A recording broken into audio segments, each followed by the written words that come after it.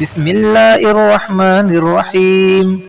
یہ نظر آنے والی گاڑیاں شاید آپ کو خوابوں میں لے جائیں اور دل چاہے کہ کاش یہ آپ کے نام نکل آئے، لیکن ایک لمحے کے لیے رک کر سوچیں، ایک مسلمان ہونے کے ناطے کیا ہمیں سب سے پہلے یہ نہیں دیکھنا چاہیے کہ لاٹری جیسے طریقے شرعی لحاظ سے جائز بھی ہیں یا نہیں؟ چلو اس مسئلہ کے حل کے لیے ہم انڈیا اور پاکستان کے دو بڑے مدرسے دارالعلوم دیوبند اور علامہ جامعہ بنوری ٹاؤن کے فتوے دیکھتے ہیں۔ یہ لیجیے لاٹری کے بارے میں جامعہ بنوری ٹاؤن کا فتویٰ۔ سوال: لاٹری کا کیا حکم ہے؟ جواب: لاٹری در حقیقت سود اور جوئے پر مشتمل ہوتی ہے۔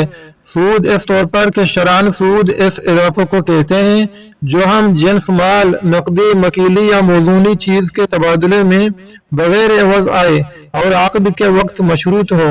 جیسے روپے کی لاٹری میں اگر انعام کے نام سے ملنے والی رقم آئے تو 100 روپے سے زائد جتنی بھی رقم ہے وہ ساری کی ساری بلا عوض ہے، جو کہ عین سود ہونے کی وجہ سے لینا حرام ہے۔ اور اس میں جوا اس طور پر ہے کہ شرعاً جوا مال کو واپس ملنے نہ ملنے کے خطرہ میں ڈالنے کو کہا جاتا ہے۔ پس لاٹری میں لگائی گئی کل رقم ڈوب جانے کا قوی اندیشہ ہوتا ہے اور نہ ڈوبنے کا بھی امکان ہوتا ہے، لہذا کسی بھی قسم کی لاٹری لینا شرعاً جائز نہیں ہے۔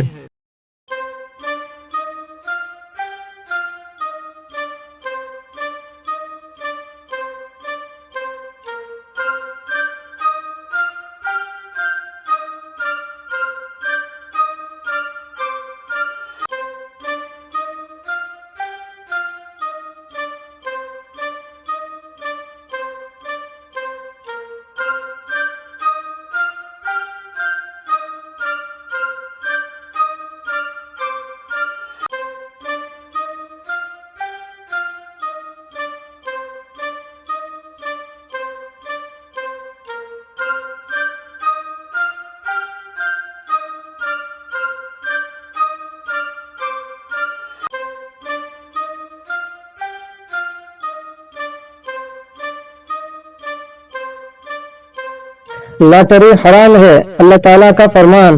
آیات کا ترجمہ: اے ایمان والو، شراب اور جوا، لاٹری اور بتوں کے پاس نصب شدہ پتھر اور فال کے تیر محض ناپاک ہیں، شیطانی کاموں میں سے ہیں، سو تم ان سے اجتناب کرو تاکہ تم کامیاب ہو۔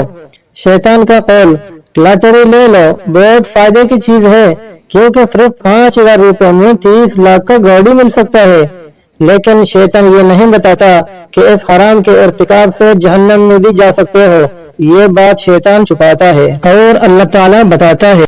ان دو بڑے مدرسوں کے فتوے دیکھنے کے بعد لاٹری کی حقیقت ہمارے سامنے آ گئی۔